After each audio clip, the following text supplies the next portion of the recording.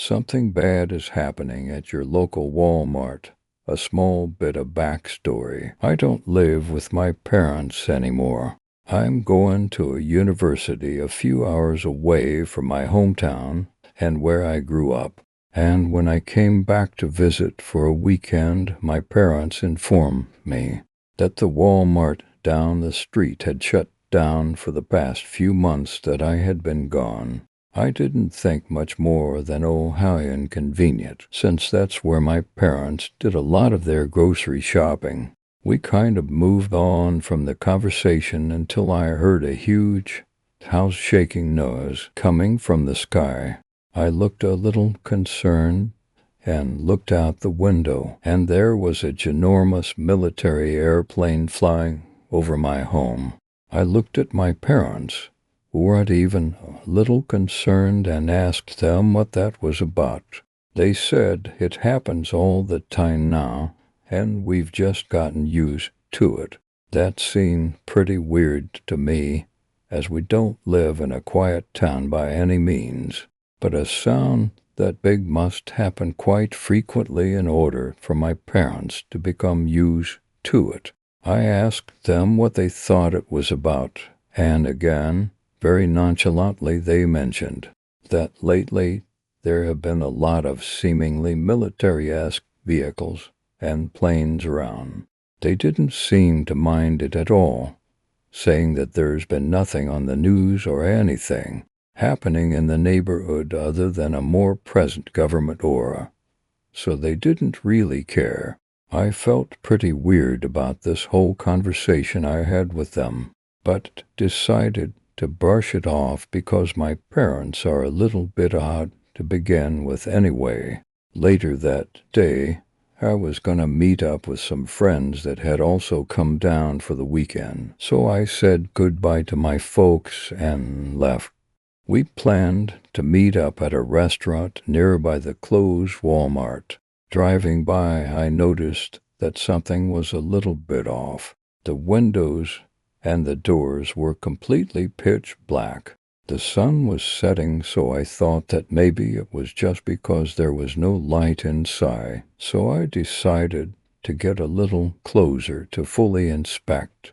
There was either black tarps or plastic covering every single window, every single piece of glass pretty much. It was pretty weird, but then it was even weirder when I started to pull out and noticed that there were 3 police cars that had shown up just then. I thought maybe I would be pulled over, but they kind of just followed me out of the parking lot and seemed to have driven away after I left to go meet up with my friends.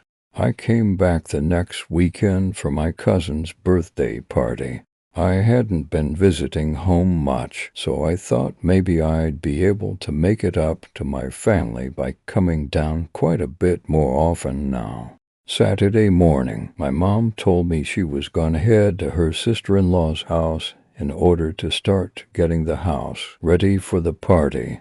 She was running kind of late and asked me to pick up her new glasses from the Walmart optical department.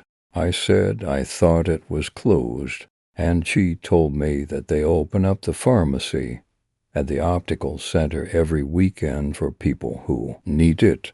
I thought it was a little weird because when I was back last weekend it didn't seem to have anyone around or inside. So I got out of bed and got ready and decided to head over. My boyfriend had come down with me this weekend and was staying in our guest room, so we got in my car and headed to the Walmart.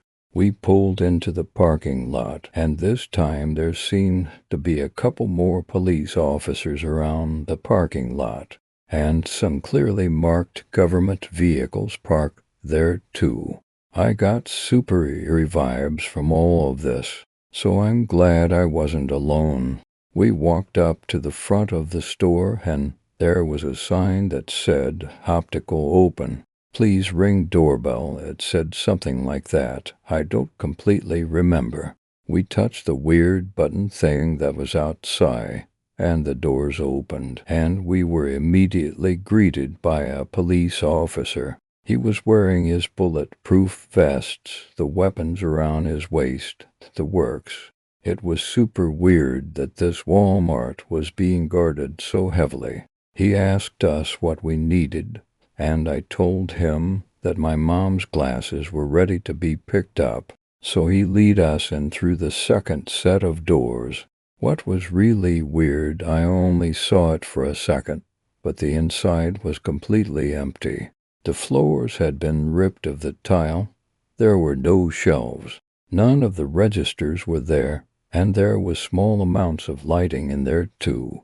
I stared a little bit too long because they rushed us into the optical department. I got a text from my mom asking me where we were, and then we left. As we got out to my car, I realized that for some reason I had left my phone inside. I decided to run inside and grab it. My boyfriend, let's call him Alex, asked if he should come with me, and I said, "Oh no, don't worry about it." I ran up, touched the button again, and was greeted much less friendly this time. The police officer was angry that I wanted to come back in. He grabbed me by the arm and walked very quickly back to the optical center. I saw my phone on the table, so I grabbed it and tried to put it in my pocket. Before I knew it, I was being handcuffed and thrown around into another room. What the foo? I didn't get to finish because I was shocked when I saw that Alex had also been handcuffed and brought back inside. We were seated in what seemed to be an office of some sort. We were yelled at, interrogated, and shaken up. Apparently, they had taken note of my car for the last time I was here, and were convinced that I was looking to exploit whatever the fuck was happening in there. They forced us to look through our phones, patted us down. They were also convinced that Alex and I weren't boyfriends, rather accomplices in some sort of bigger plan. I literally thought we were being pranked, and that it was all some sort of joke. I thought we were in a movie. We were detained for some reason for like 45 minutes, and were eventually let go after we reset our phones and deleted all the data off of it. I was so fucking terrified, and I just wanted to get out, but looking back at it, it seemed pretty illegal. But on the other hand, those who are supposed to enforce the law seem to be the ones who broke it in the first place. So even if we were to fight back, the ones who believed we were up to something sketchy would be on the other side of the fight. I apologized profusely to Alex, worried that he was too shaken to go to my cousin's birthday party. I called my mom, told her why we were so late. After Alex and I calmed down a little bit, he told me that when I left to go back inside, he had pulled out his phone and started taking pictures and videos of everything. He also thought it was pretty weird, the way everything was covered and hidden. I wasn't angry. I would have done the same thing had I been him. This happened a while ago. But recently, more and more people have come out from across the country talking about their local Walmarts and how they, too, were shocked at the amount of military action happening there. There have been talks of getting ready to have martial law enforced, FEMA camps, underground tunnels happening in the USA. I fell down a hole, and many call this a conspiracy theory. But it is not a theory, it is happening. These Walmarts are being transformed into detainment centers for when martial law in the U.S. come about. I don't know what's happening or when it is going to happen, but what I saw in that Walmart did not seem normal. What happened to Alex, and I was completely not normal. Stay informed, not sleep, stay aware. Something big is happening in the USA, and stores, even such as Walmart, are not as innocent as you may think. Story 2. The Walmart in my town isn't abandoned. I live in a small town. Knowing what everybody knows about Walmart and their presence around the country, you would expect them to plant a super Walmart between the 3 small towns in the area and drive all the local businesses out of, well, business. Once all the local stores were gone and everybody works at the super Walmart they won. Correct? The 3 small towns banded together in a show of unprecedented solidarity, and the super Walmart became a profit black hole. The local contractors made money, sure, but the Walmart sure didn't. A week ago I would have called this a victory for the mom and pops in the 3 towns. After last night, I'm not so sure. It started when the Walmart finally went out of business. When they announced that they were shutting down, my buddy Tom got this, at the time, awesome idea. Do you want to go explore the old Walmart? He knew the amount of pub I played and how much I would have loved to explore an abandoned town. With a super Walmart being almost as big as a town, how could I say no? A week later, Tom grabbed the GoPro he'd never used, and I grabbed the lockpicking kit I never used, and we set out to explore the abandoned Walmart. We decided the best way to approach was to park at the bar a mile down the street and walk the mile to the Walmart. This decision probably saved both of our lives for the immediate future. The first thing we noticed were the black SUVs driving away from the Walmart. Do you see that meb shit driving down the road? Tom asked. We laid down in the ditch as the small line of SUVs drove by. Something's weird. Tom picked it up before I did. They don't have their headlights on. They didn't. I'm surprised I didn't notice it before. If we were at just 100 feet from the road, we probably wouldn't have noticed them either. They are making like no noise. They were so quiet they must have been electric. The last of the SUVs drove off into the distance, and we waited 5 minutes before getting out of the ditch and heading towards the Walmart again. When we could see the darkened Walmart in the distance is when the second weird thing happened. Tom's GoPro stopped working, the little light indicating it was on shut off, and nothing we did would turn it back on. At the time we didn't think much of it, but I'm not a complete idiot, and I know it had something to do with what we found there, what may still be there. But, like I said, we didn't think much of it, and continued on to the abandoned Walmart. Except it wasn't abandoned. It was faint at first, but as we got closer it was clear there was a light inside the building. It wasn't every light or even close to it, but there was definitely a light somewhere inside. Tom wanted to go inside. I didn't. Tom was an idiot and walked towards the back loading dock. I was an idiot and followed him. Turns out we didn't have to fail to use my lockpick, as the loading docks weren't locked and opened at his pull.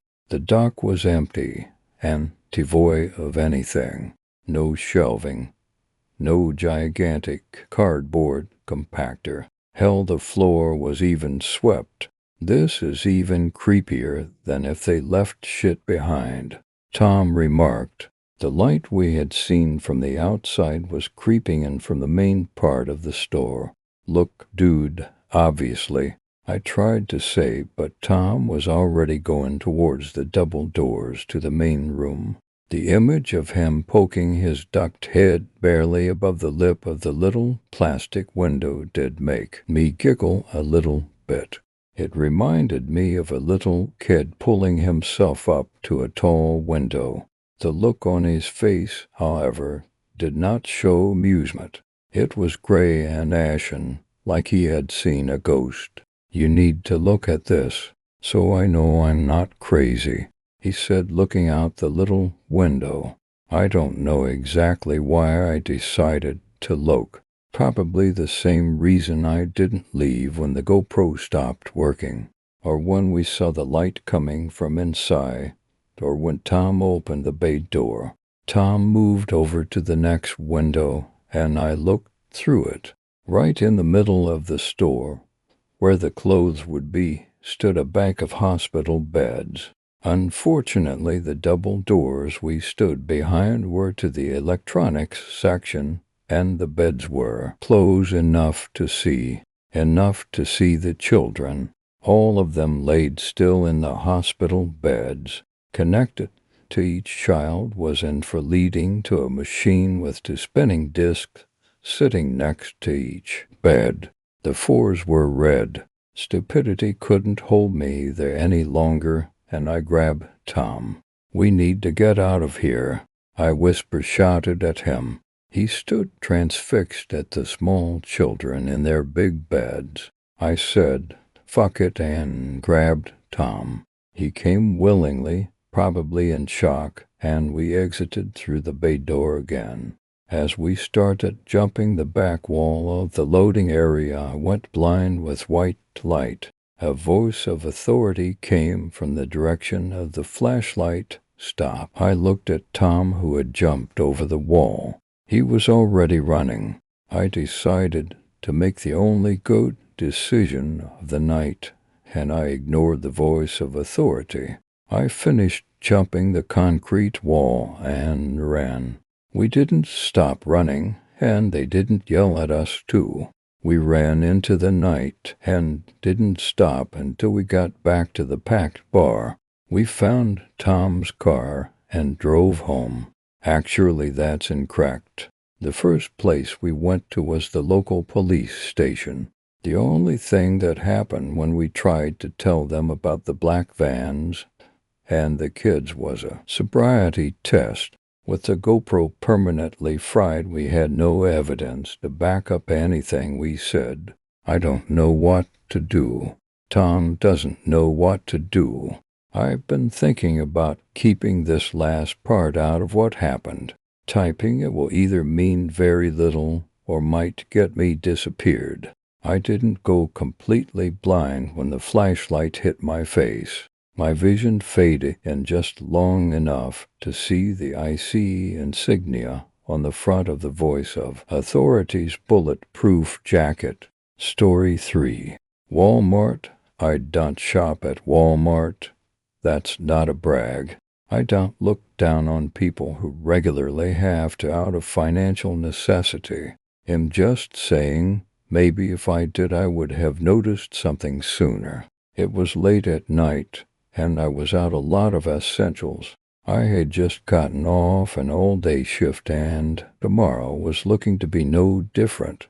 I was resigning myself to having no toilet paper, no soap, and no milk until my next day off. Then I remembered I was also out of lunch meat, and just went fuck it. No way I was braving the workday without my customary sandwich. I tooled around in my beater, trying to find a 7-Eleven or something along those lines when I saw that parking lot behemoth I'm sure we could all recognize in our sleep by now. I reviewed my options and resignedly turned my blinker on.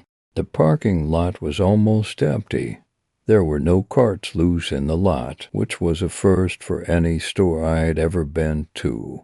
I got out of my car and walked into the store. The first problem didn't even hit me until I was securely inside the building, and probably would have driven any seasoned Wally Worlder scampering in the other direction. The sign had said Walmart, not Walmart. My tired brain dismissed it as a reading comprehension error, instead of the first of many signs that something was very much wrong. The greeter at the door was an overweight man or woman that looked hard. Didn't care who said Welcome to Walmart with accents on the wrong syllables, so it came out Welcome to Walmart. Again, tired and not paying much attention, not even know what to expect. I just snagged my cart, which moved only slightly better than a boulder with square wheels, and set off. This place, man, it was big. In no newcomer to warehouse stores, but this place just went on and on. I shoved my cart down endless aisles, looking for any sign of my necessities. It seemed like every aisle was just a mishmash of the same cheap crap regardless of the signs. I saw value packs of tools, toys, electronics, plasticware, everything except what I needed. The next weird thing presented itself, and I actually examined one of the items. The thing was a 5-pack of pliers, but when I picked it up I found it was an empty package.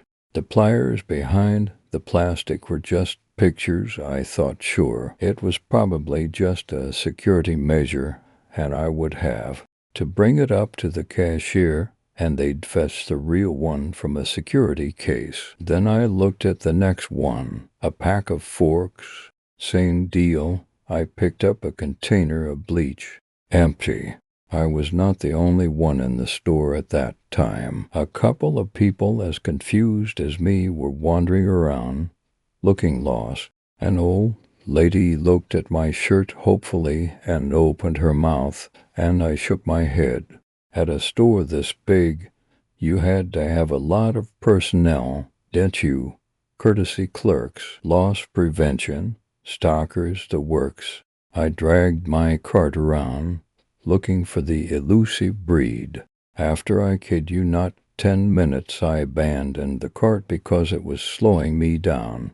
Still no employee in sight. I had heard of rip-off stores before. Places like China, where they had fake Apple stores so good that even the employees didn't know who they were working for. But this was America. Why would they do something like that here, and to what end? Anyone who tried it would probably get sued into the ground by corporate lawyers before they could open their doors. I had nearly given up on finding a clerk when I caught a glimpse of someone going around in the corner dressed in those Whaley World scrubs. I trotted after, calling, "Excuse me." They didn't slow down. I got louder. "Excuse me." I switched to a light jog. Somehow this person stayed well ahead of me, despite appearing to be strolling at a casual pace. I broke into a run. Someone walked out of the aisle ahead of us, pushing another stubborn cart, looking the other way. The clerk turned to go down one of the other aisles. The other side of the clerk looked exactly the same. I stopped in my tracks, not sure what I'd just seen. The other customer caught sight of the clerk leaving and huffed and puffed, pushing their car after the retreating specter. I had just seen the clerk turn a complete 180 degrees and never seen a face. The front of the clerk had been identical to the back. No facial features, nothing at all. I looked up and realized I had no idea where I was. The clerk had only led me deeper and deeper into the store. There were no windows in the place, and the aisles stretched on for even longer than I had originally gathered. What the hell was this place? I shivered a little, trying to find the doors. I hunted fruitlessly down the aisles for a while before realizing what an idiot I was. I needed to find a wall and follow that until I hit the front. Easy as pie, right, wrong. I found the wall and walked along its surface. I made 5 perpendicular turns. 5 times I followed the wall exactly. No front door. I was starting to become really scared.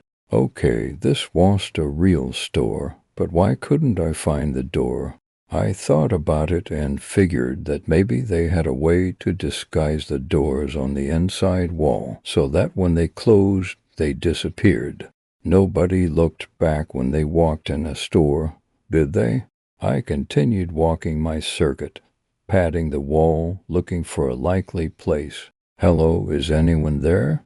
A shaky voice came from an aisle cap behind me. I wasn't really ready to trust anyone in this place, but I thought it wouldn't hurt to answer. "Am here. Are you another customer?" Oh, thank God, it was a lady's voice. I could hear the scrape of a cart dragging on the tile floor.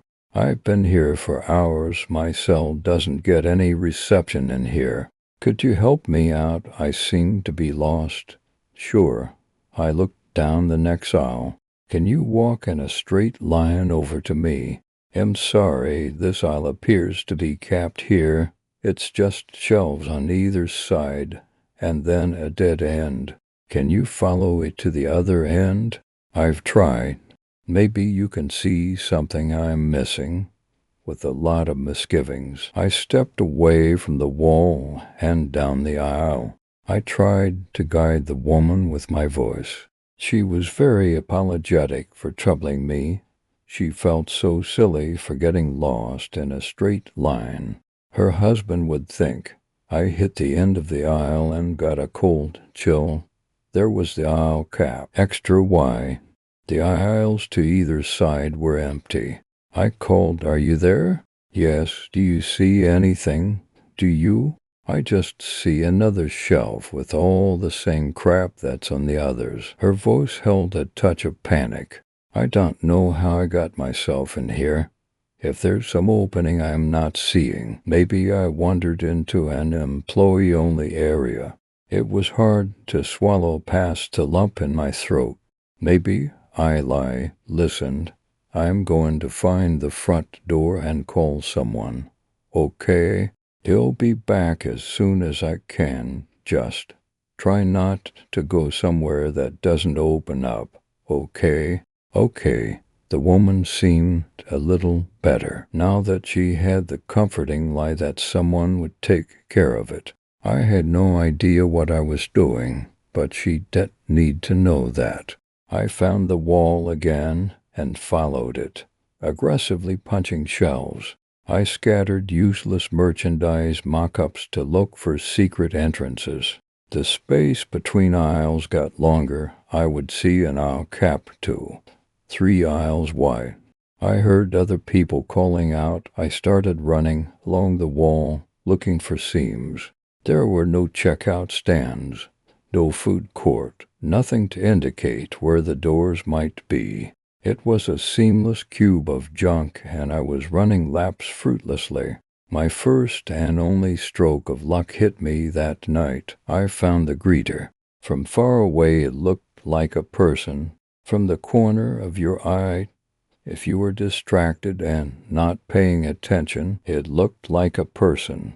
But if you really studied it, you realized it had a bunch of weird formations on its head that only just looked like a face. Sort of like those pictures made up of thousands of colored dots. It only looked like a thing from further back. Up close it was just a bunch of meaningless blobs. The greeter waddled along like it didn't know how to walk. Not an exaggeration. It kept putting its feet wrong and twisting its body like it wasn't used to being bipedal. I crept up behind it and grabbed its shirt collar. The greeter blinked. It was the weirdest thing I've ever seen. It had no eyes, just a bunch of stubs that cast shadows that happened to look like eyes from far away. It spooked me so much I let go of its collar. "Where's the door?" I demanded. The thing shuffled a little. "Welcome to Walmart." "Where's the fucking door?" I gave the thing a little shove. "Look, if you let me out, I won't call the cops. Just let me go." The greeter looked around, then back at me. "Welcome to Walmart." I had a horrible realization dawn on me. Like the double-sided clerk, this probably only had one purpose. I wasn't going to get anywhere with it, because there was literally nowhere to go. I went a little crazy then. I was hungry, tired, and desperate. I threw the greeter at the wall, and it rippled like a condom full of jello. The wall opened up. I could smell the sweet night air of freedom and started running. Good thing, too, because the wall almost immediately started closing as I ran. Hit me on the elbow hard. I had a bruise for days, but I was out. The greeter wasn't so lucky. I could hear the squeals as the door pinched shut on it, but I didn't stop to look. I ran to my car and gunned it out of there. I parked in a nearby strip mall and called the cops. I'm afraid I wasn't the best reporter, though. Somewhere between spotting off about a fake Walmart and prisoners, the dispatcher hung up on me. I decided to drive to a police station, but my slightly calmer story was only met with skepticism. After what seemed like hours, I finally got an officer agreed to accompany me to the site. Here's the thing. I had been aimlessly driving around when I stumbled on the Walmart. I had been panicked as I fled from it. Now I had to admit I was completely lost.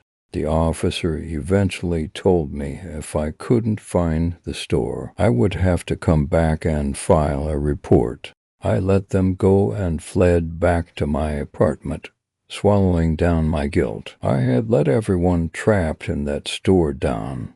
I hoped that they could at least hang on until morning. I called in sick to my job and drove around, searching for the Walmart. I looked through every shopping center, strip mall, anywhere that even slightly resembled the place I had gone last night. Finally, I found a donut place I remembered from that night, and from there I was able to retrace my route. I wound up at a big warehouse-type building with that familiar parking lot, all of last night's cars still in place. The building was empty. No sign, no shelves, nothing. I've looked around since then, every chance I get, and I've never seen another Walmart. Story 4.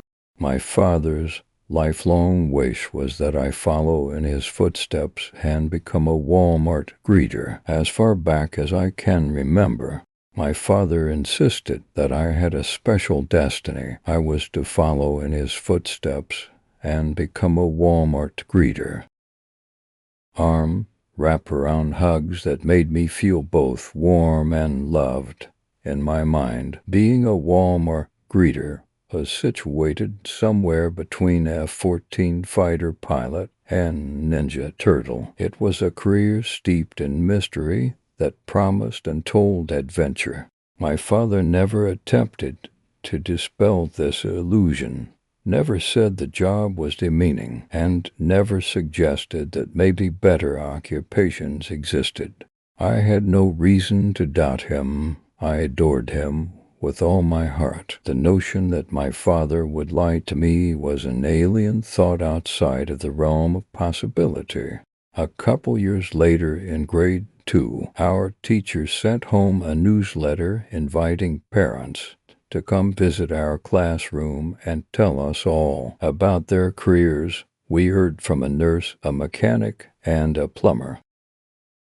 I was disappointed, but I understood. "Cheer up, my little raptor," he said, revealing a bag of assorted plastic dinosaurs. "Look what I picked up from work." Elated, I jumped up and poured the contents onto the kitchen table. I selected a jet black T-Rex and passed it to my father. "This is for you." "Thanks," he said. His broad smile was almost too large for his face. "He'll cherish this always." In grade 3, a new kid moved in down the street, a hellion named Colin. As soon as we met, he took a special interest in making my life a living hell. I remember it was recess, and I was sitting alone eating a fruit roll-up in the cafeteria. Colin sat across from me and said, "Hey, I saw your dad working down at Walmart." My eyes lit up. I was so proud of my father.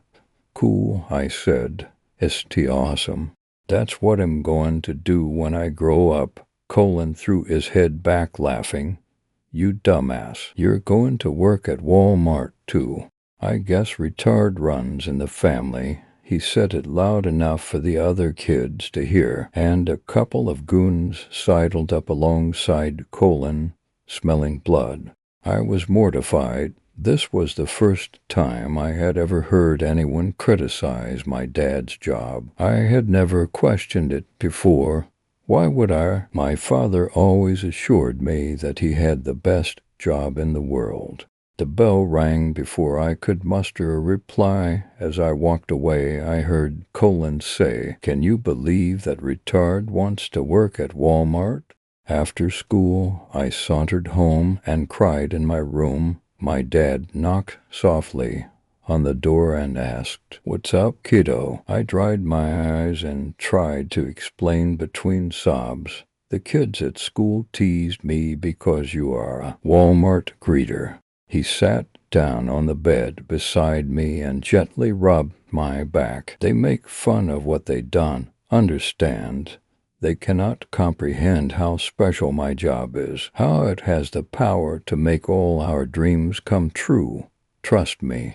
I choked on spit and sputtered, "Okay, he'll trust you." I gave him a big hug and said, "I love you, Dad." He squeezed back and said, "I love you too, son." Afterwards, we watched Jurassic Park and pretended we were dinosaurs. I was a velociraptor, and he was the mighty T-Rex. The encounter with Colin at recess was a preview for the downhill slide my life would take. From that point forward, nonstop, inescapable bullying soon came to define my existence. Colin had an amazing talent for harassment. He skillfully turned my classmates against me. Even kids I thought were friends, he came up with a hateful nickname, Wally Walmart. Every time someone said that name, it felt like a mason jar of acid was tossed onto my face. I couldn't go out for lunch or walk the hallways without hearing that hateful moniker. I endured years of insults and harassment. Eventually, the constant degradation ate away at my self-esteem, and soon I began to seriously question my father's plan. Never lose sight of our goal. You have to trust me on this. It will all make sense one day. But what if I want to do something else, like become a doctor or a fireman? I said. He shook his head. "No, you must push those thoughts out of your head. You must stay focused and stick to the plan. You have a great responsibility.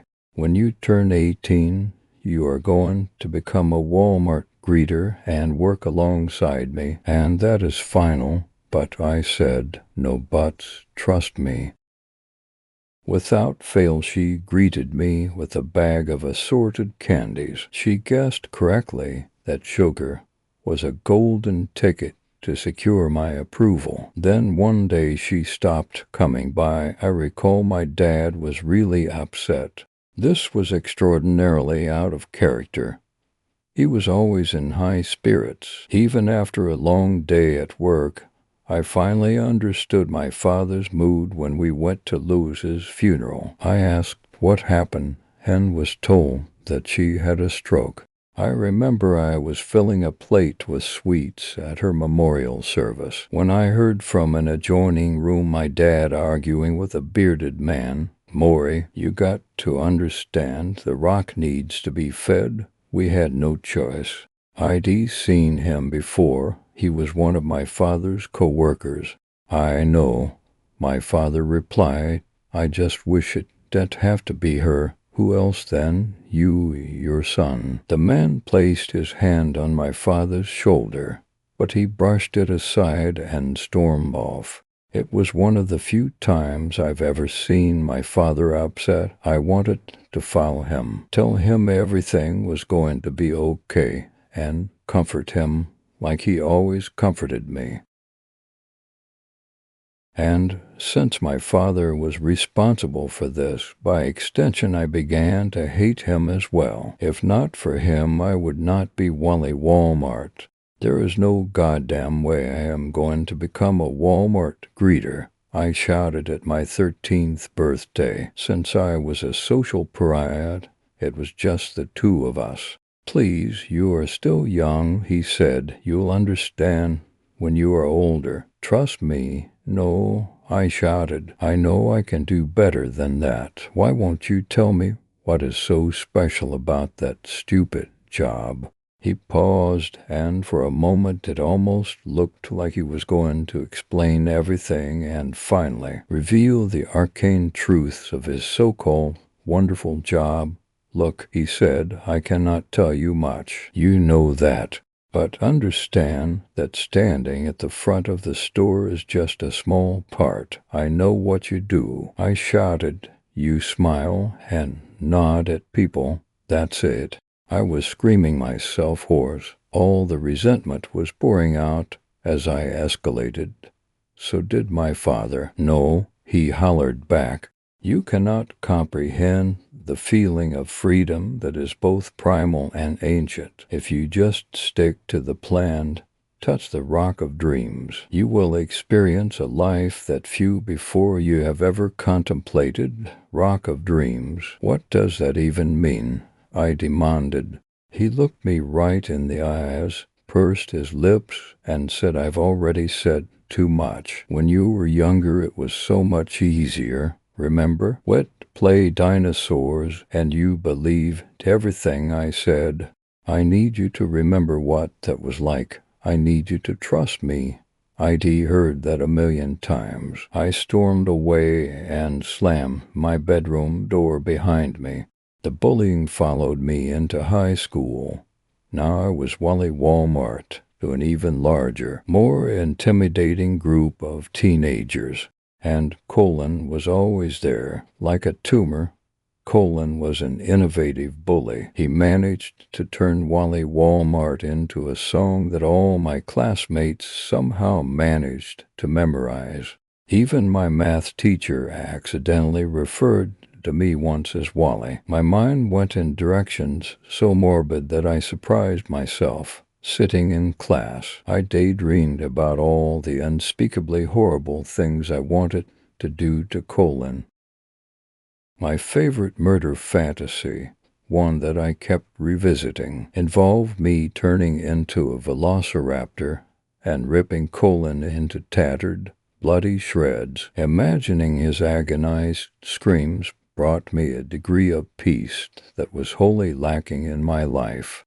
I was in the middle of a fantastic death scenario when Colin brought me tumbling back to reality. Hey, shitstain, he said, I saw your dad at Walmart again. He waved at me and I popped him the bird. What do you think about that? I tried to ignore him. I hated Colin so much, but I hated my father more for providing Colin with all his degrading ammunition. I was afraid he was going to bring up the job again and that I would overreact. I did not want our last words together to be an argument. I trembled as I entered his hospital room. I saw that he was awake and he tried sitting up, but the effort was too great. He settled back down heavily. I came closer and sat down beside him. He wheezed as he struggled to speak. I'm sorry, son. I know your life hasn't been easy, and I know a lot of that blame falls on my shoulders. He started coughing, and his whole body convulsed. He continued, I have held back on telling you the secrets of my job. I know you feel like I have been deceiving you, that for your whole life I have been defending a dead-end garbage job. I felt my blood rush, and I pursed my lips. He saw that I was becoming furious, and with the last bit of his energy, raised his hand. I understand your rage, your fury. I just want you to know that, despite withholding information, I have never deceived you. The job is truly the key to unlocking your dreams. That was too much. I couldn't stand it anymore. Even now on his deathbed, he continued to reiterate the same bullshit. Without another word, I stormed out of the room. That was the last time I spoke with him. Later that day, he was struck by a second heart attack, the one that ended his life. Now, without my father, I was alone. When I turned 18 a few months later, I felt lost. I had long taken for granted all the wonderful things my father did for me. He bought and prepared all our meals and provided a roof over my head. Most of all, he loved me, and despite my adolescent belligerence, I loved him too. I missed him dearly, and I regretted being such an unrepentant shithead. With my father gone, I was on my own without a life preserver. It was time to enter the workforce, but all I had was my high school diploma. There aren't a lot of options out there for people without a degree. Even dishwashing and landscaping required references and 2 years minimum experience. I handed out my resume to dozens of businesses without a single call back. It wasn't his fault I was teased in school. It was Colin's. Maybe I should have stood up to the bullies instead of passively enduring their blows. I was a coward and always ready to blame my father for my failings. I was pondering my situation when I got a phone call. "Hey, is this Maury's kid? Want a job?" It was one of my dad's co-workers. I recognized his voice as the bearded man from the funeral. I'd spent much of my life digging in my heels and actively rejecting the idea, and yet I was desperate. I needed a job or soon I would be homeless. A part of me thought that maybe if I took this job, I could make amends to my father for the way I treated him. So I put aside years of pent-up loathing to become a Walmart greeter. My new supervisor brought me to the staff room. He said he was giving me my father's old locker. I saw the name Maury still taped next to an old combination lock. Inside it was empty except for a jet black plastic Tyrannosaurus Rex. I didn't cry, but I wanted to. Then I was ushered towards the front automatic doors to finally commence my career as a Walmart greeter. And you know what? It was exactly how I thought it would be. I smiled and nodded at hundreds of disinterested people. There were no surprises. This is it, I wondered to myself. It was easy money, albeit extremely boring. Initially, I thought it wasn't so bad. But then Colin came in. "Hey, look who it is. It's fucking Wally Walmart. Like father, like son. Man, you're as pathetic as your old man. I have never been so instantly furious in my entire life. I wanted to strike him down with a volley of blows and stab him in the face with a dull steak knife. Instead, I did what the training video said. I smiled and nodded. He laughed and said, "Hang in there, numbnuts. You got a lifetime of smiling and nodding ahead of you." Ah, man, this is fantastic. I was worried that after graduation I'd never see you again. Now I can visit you every day. He'll tell everyone that Wally Walmart has a job at Walmart. He grabbed a handcart, and I heard him cackling as he disappeared into the bowels of the store. By the end of the day, I was a wreck. All my suspicions were confirmed. The job sucked. There was nothing magical about it. My dreams were not coming true. Part of me still hoped that maybe my dad was right. Maybe there was some aspect to this job that was extraordinary. But then Colin's shitty-eating grin intruded, and I felt nothing but shame. I was about to head home when one of the other greeters stopped me. "Hey, where are you going? You're gonna miss the staff meeting." It was the bearded man. "What? Okay, yeah, sure, I said. I was seriously contemplating not showing up the next day, but I was too fatigued to offer any resistance, and he gave me a nudge outside. In the parking lot we found a lineup of a dozen people in Walmart vests climbing onto an old school bus. The bearded man hollered, "Hey everyone, this is Maury's kid." Everyone's eyes lit up. One of the greeters said, "You're in for a hell of a night, son." And another said, "We sure miss your father, but don't worry, you'll see him again soon." I didn't know what that meant. I was confused and tired and offered no resistance to being ushered onto the bus. As the bus drove us further out of town, my curiosity began to grow. I wondered where we were going and why everyone was so excited. Moreover, why wasn't the staff meeting back at Walmart in the clearly marked staff room? Soon the bus turned onto a winding dirt road that skirted around a dense forest. I asked the person sitting beside me, "What are we doing here?" They laughed and said, "We are going to make our dreams come true." I didn't push further. I felt nervousness flutter inside my chest. Soon we neared a large gate that swung open, allowing the bus to enter. We traveled through a dense corridor of foliage. Finally, the bus stopped and everyone poured out.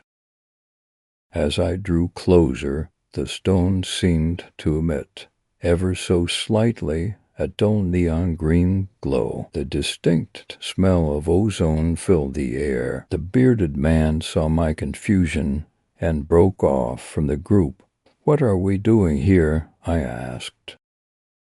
Suddenly I heard a loud snap, and the old man stumbled backwards. He stood back up and brushed himself off. He opened his eyes and shouted, "Supper time." The bearded man tapped me on the shoulder and said, "Look behind you." I turned around and I felt my grip on reality unhinge for a moment.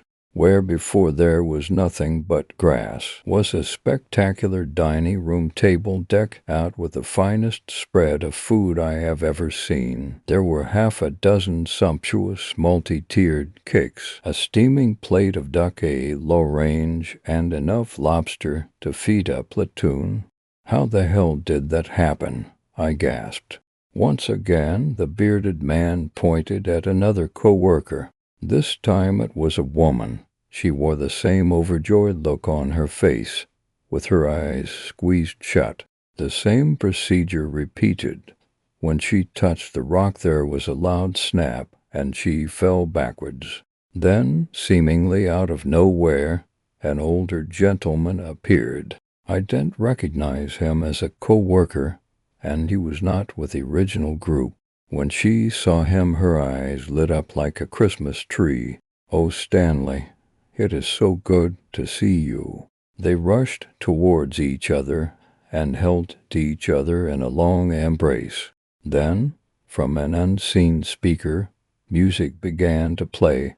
The pair immediately took this a cue to start ballroom dancing. The bearded man turned to me and said, "Your turn."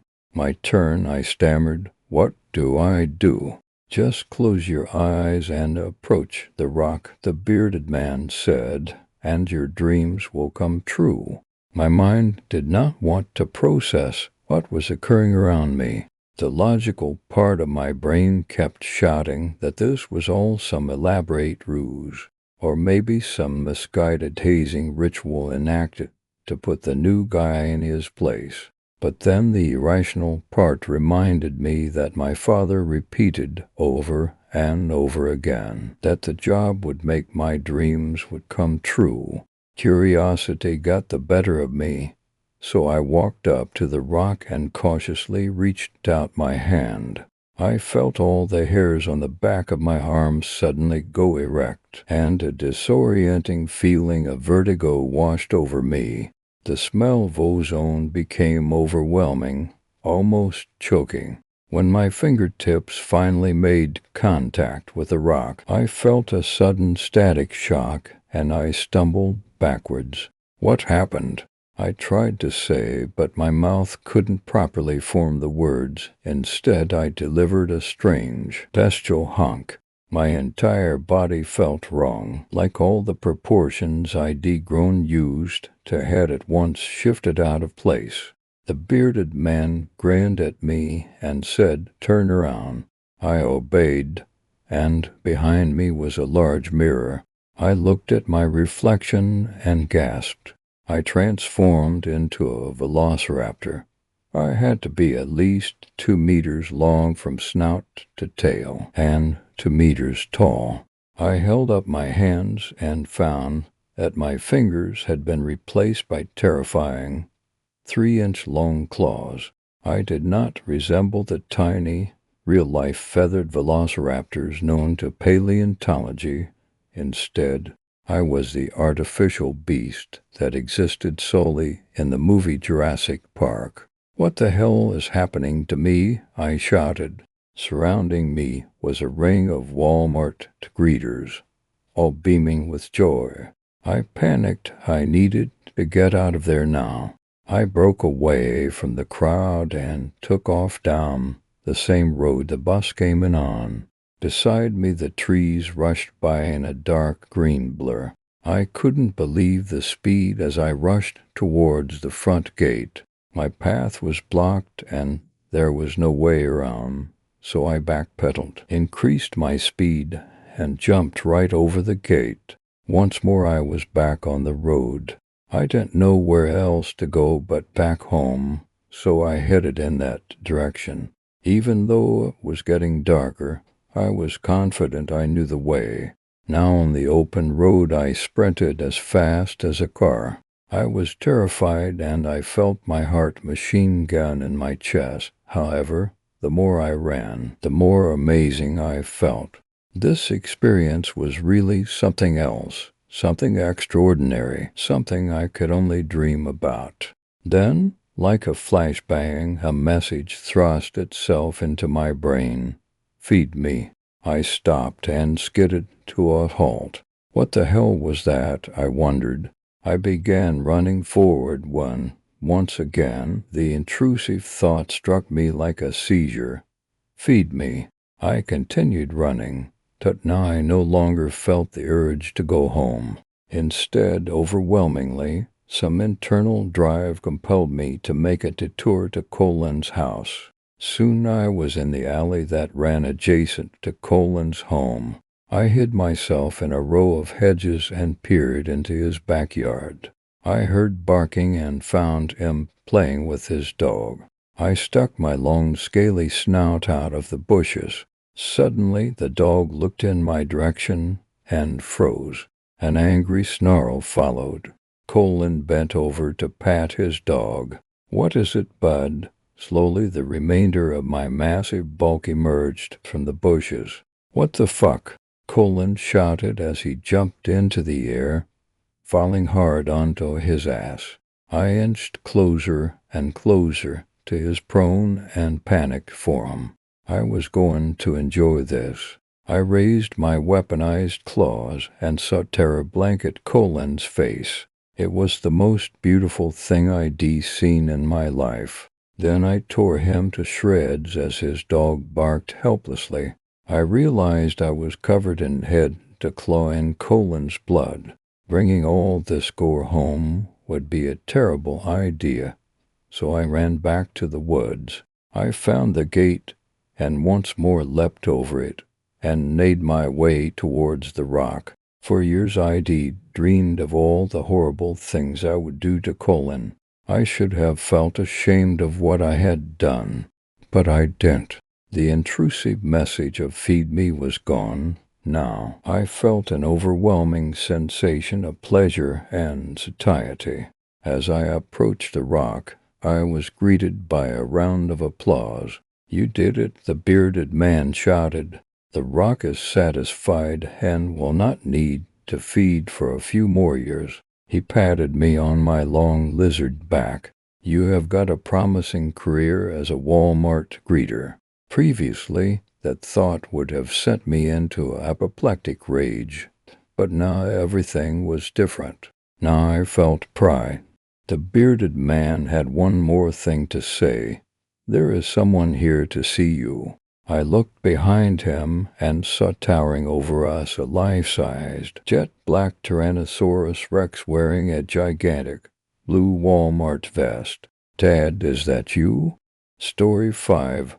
Something terrifying happened during my night shift at Walmart. It was a long and lonely road, straight as a wheat stalk and dry like you wouldn't believe. My car sat idling on the yellow line, burping out exhaust as the sun lay bleeding on the horizon. I'd come a long way with further yet to go, but something in me, something itchy and unnerving, said that it was time to stop. I looked at the words glowing on my phone. It was a prompt for some writer's group or something. Sounds like something King would write, I thought. And we all know what a hack has become. I wish I could churn out trash like he does and make millions from it. But I'm no writer.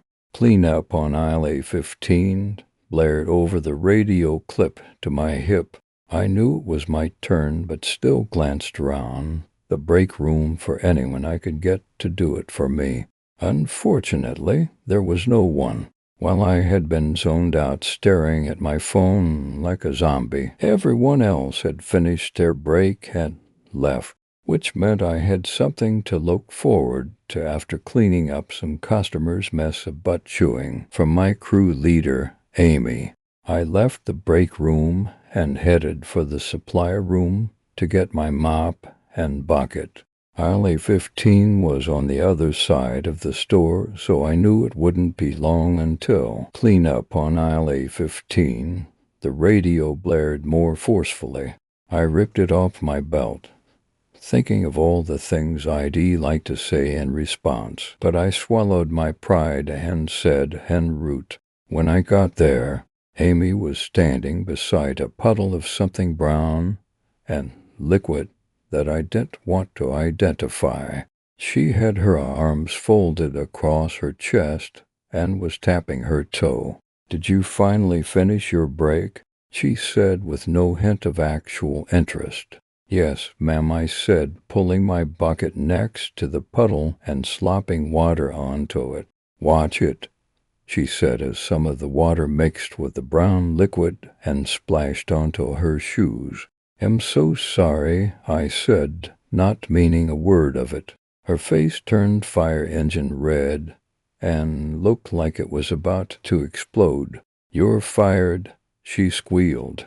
I found it odd that such a large woman would have such a high voice when angry. "You can't fire me," I said, leaning on my mop. "You're only a crew leader, not a member of management." She opened her mouth to say something, then closed it as her face turned an even deeper shade of red. "Well, see," she sputtered, then turned to storm off, nearly slipping on her wet shoe. She recovered and continued storming away as I did everything I could not to burst into tears. Laughing, I finished my odious chore and took the bucket back to the supply room to empty and rinse it. I had to rinse the bucket a few times to get the stench out. I smiled thinking about Amy trying to get it out of her shoe. By the time I was done, I stepped out to a store with half the lights off. I breathed a sigh of relief. My shift overlapped with Amy's shift. We would come in a few hours before the store closed, and once it did, we were free to go do our restocking and cleaning duties. The first hour was usually spent dodging cashiers as they took their trays to count. After they left, we locked the doors, and it was only myself, Sam, and Greg in the massive, empty store. I won't lie. There were times my imagination got the best of me as I roamed the empty aisles of the half-lit store, and the three of us have played pranks on each other, but tonight wasn't starting out like that. Sam wasn't feeling good and was already talking about going home early. Greg was in his zone with his earbuds in, listening to creepy pastas as he stocked the shelves. I had just pulled my third skid out of the stock room, and something darted in front of me. I stopped so quickly that the pallet's forward momentum pushed me, nearly knocking me over. Very funny. Guys, I said into my radio, you can knock it off now. What are you talking about? Sam said. Whoever's hiding by the stockroom doors can come out now and not falling for it. I'm over in hardware and Greg is a few aisles down from me in automotive. Sam said. Sure you are, I said. Look over towards hardware, Sam said. As I did, I saw a beam of light flash up toward the dark part of the ceiling. Did you see my light?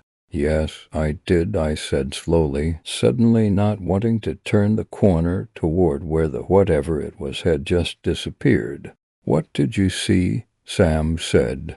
Must have just been my imagination, I said, trying to convince myself as much as him. Okay, you go, dear. No problem.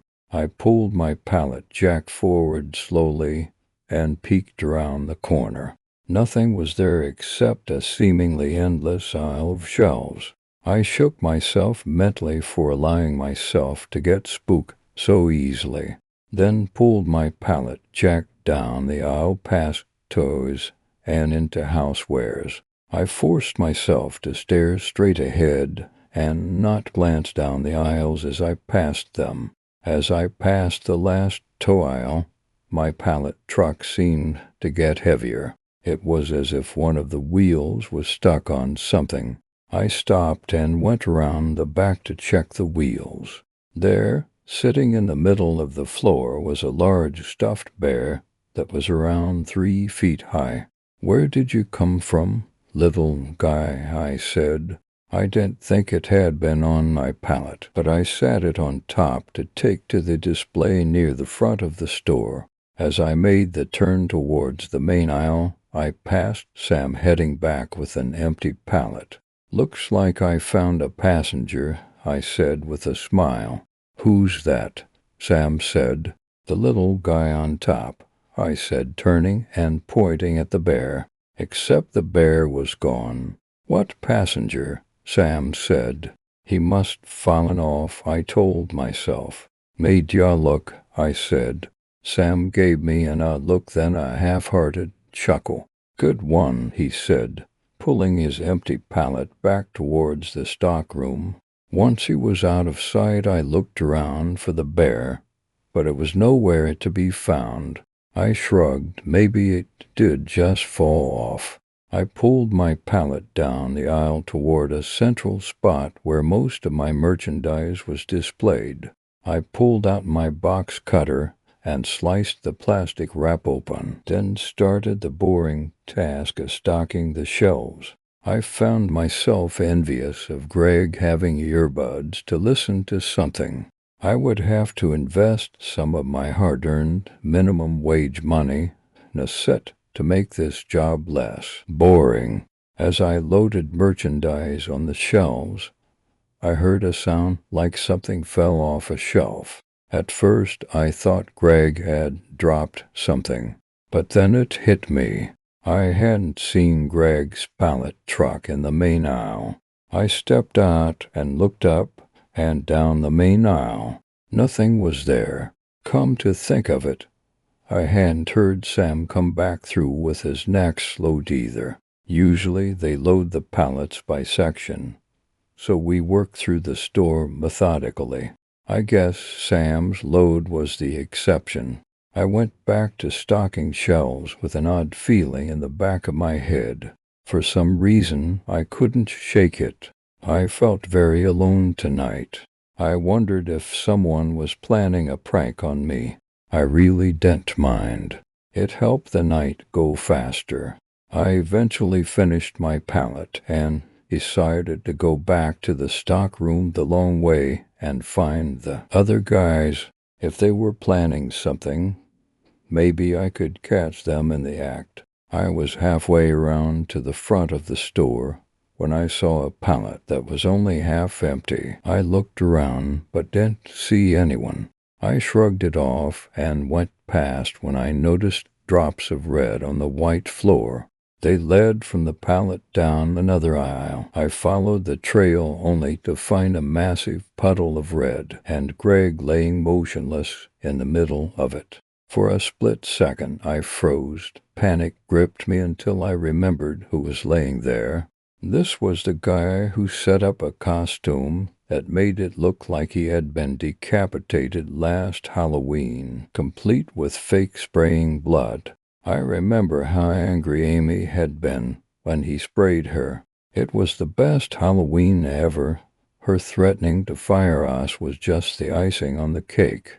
Have fun cleaning that up, I said as I turned away from the still body and went back to my pallet. I steered it around the mess so I wouldn't spread it any further. He better clean that up soon, I thought, before it stains the floor. That might actually get him fired if Amy finds out. On my way back to the stockroom, I heard footsteps. They weren't loud. I could tell someone was trying to sneak up on me, but being quiet about it. I could just envision Greg tiptoeing behind me to jump out of an aisle, covered in fake blood, and scare me.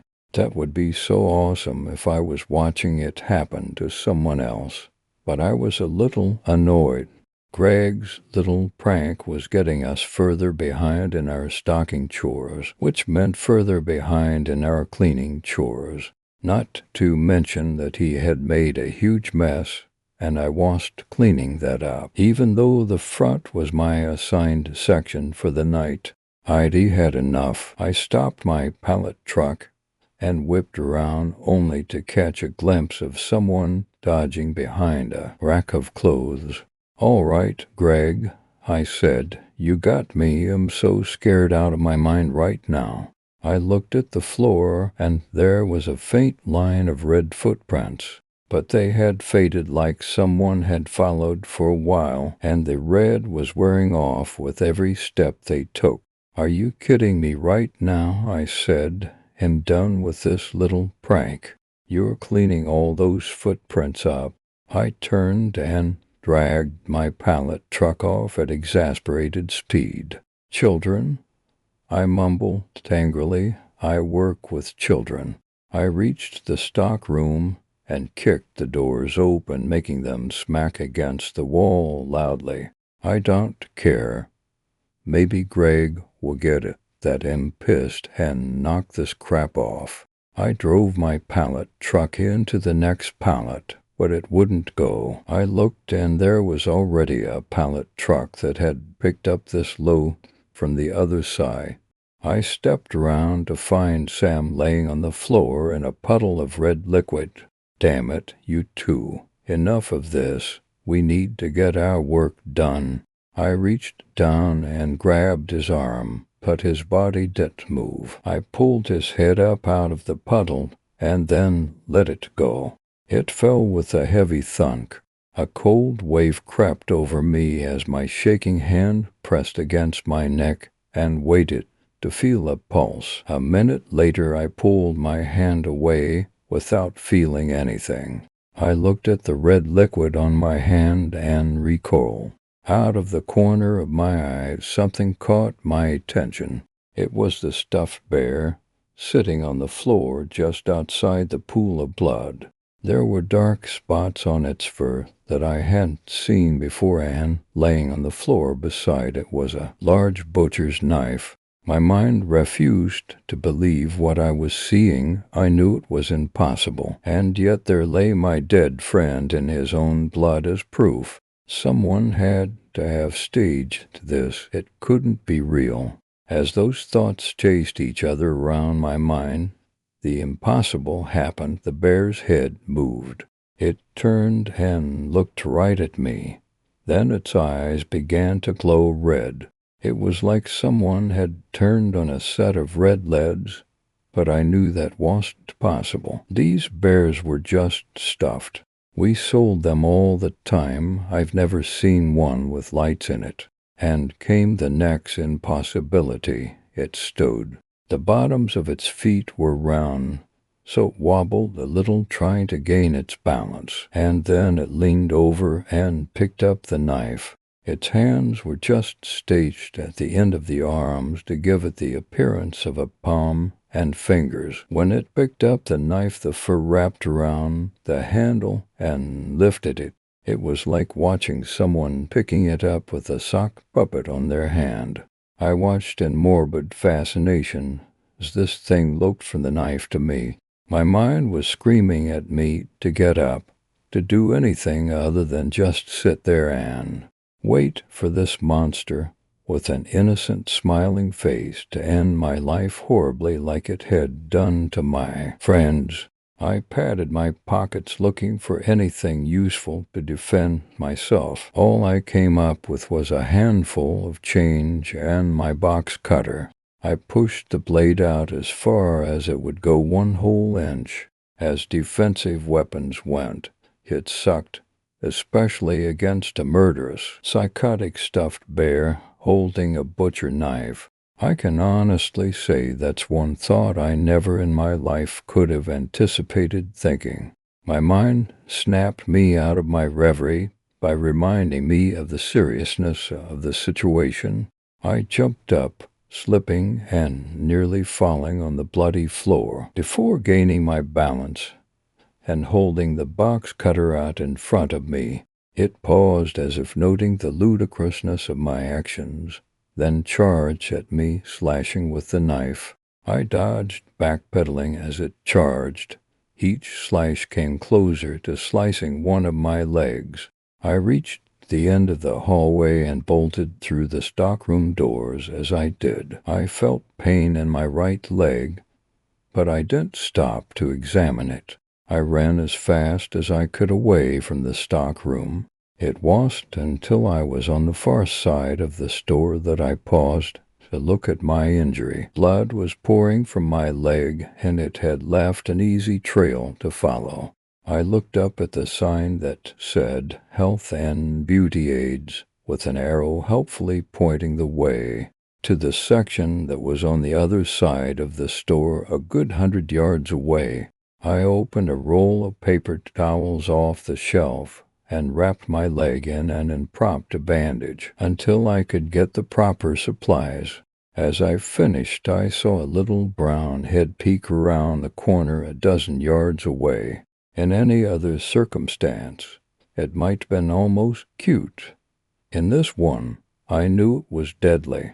In running to the far side of the store, I unintentionally trapped myself in a corner. I looked around for anything I could use to defend myself. I grabbed a mop from the shelf and swung it at the bear, knocking it off its feet.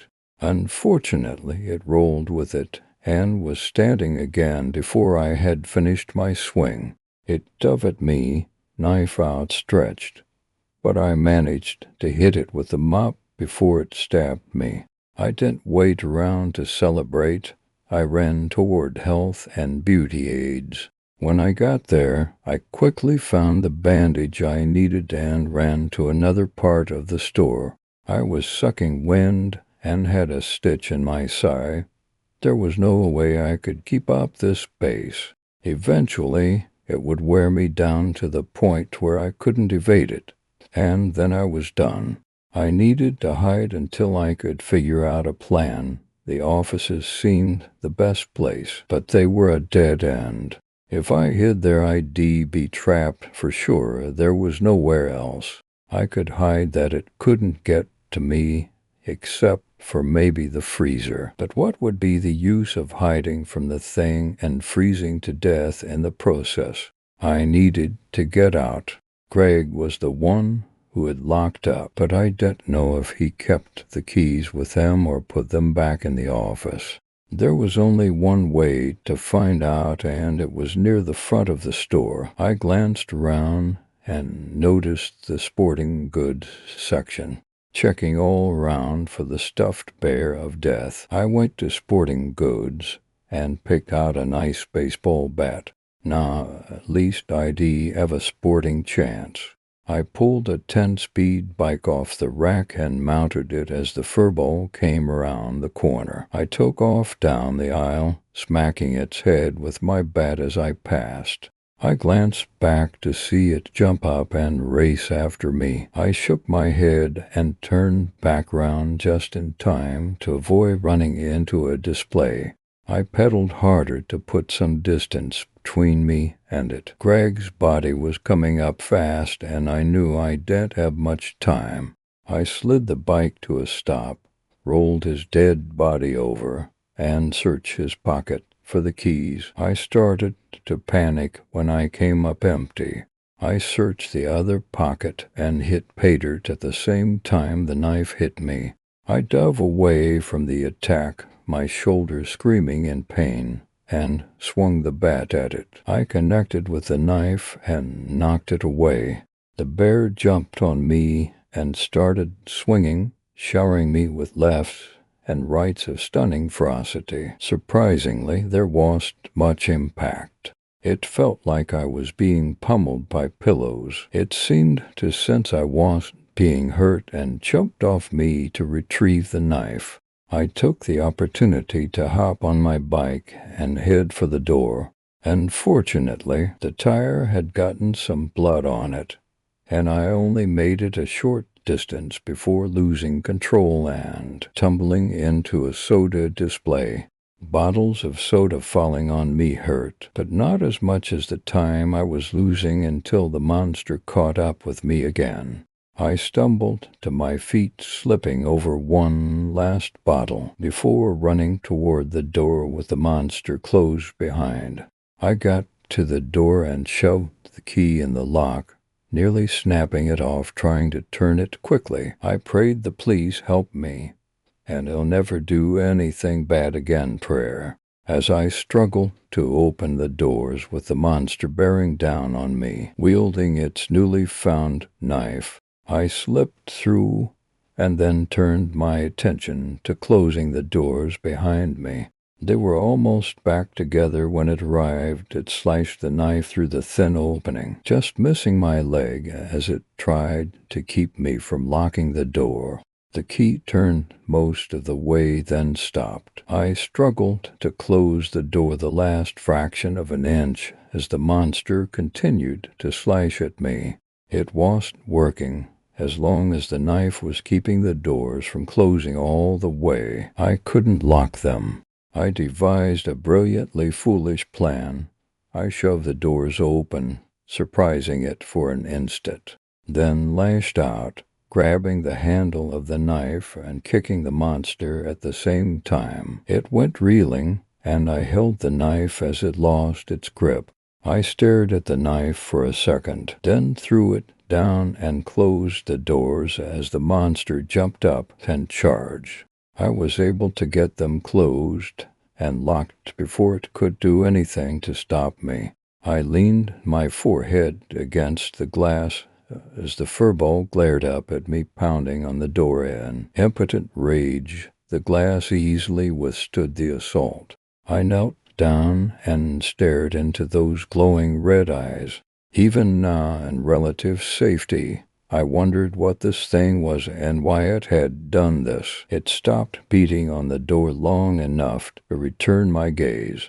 It was hypnotic. I found myself staring blankly into the glowing red. After a minute, I shook myself, unlocked the outside door, and stepped out into the cool night air.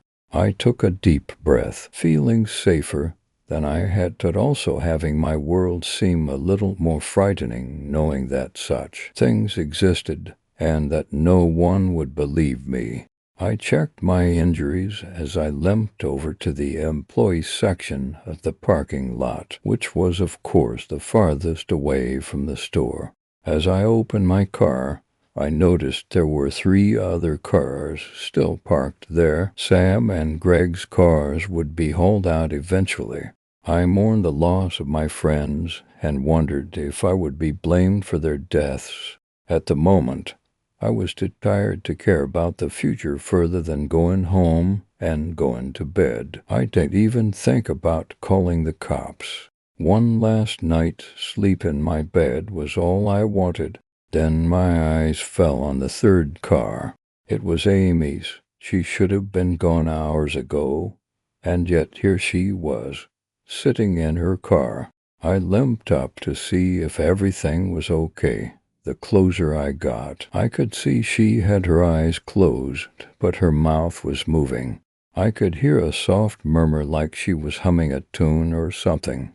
I tapped on the window, and her eyes shot open so quickly that I took a half-step back. She looked at me, and her face turned from calm to sheer terror. She started her car and sped out of the parking lot, nearly running over my foot in the process. I thought about her odd behavior as I collapsed into my car and started the engine. I drove in front of the store and looked in through the doors to find the bear laying down in front of them. I stopped the car and got out. I opened both doors and went in to look at the bear. I poked it with my foot and it didn't move. I rolled it over and looked into its eyes. They were brown. In fact, the only reminder of the horror that this thing had inflicted was the dark spots on its fur. My mind started adding up all the things that led to the impossible. It couldn't be real. But then after everything else that went on tonight, I was pretty low on skepticism. I picked up the knife and stuck it in my waistband. Then I reached for the bear slowly and cautiously. I lifted it, watching its eyes for any hint of red, then carried it out and put it in the trunk of my car. I pulled out my phone and looked up Amy's address and drove to her house. I parked across the street where I wouldn't be noticed and got out. I looked up and down the street and saw no one moving. Checking my watch, it was 2:30 in the morning.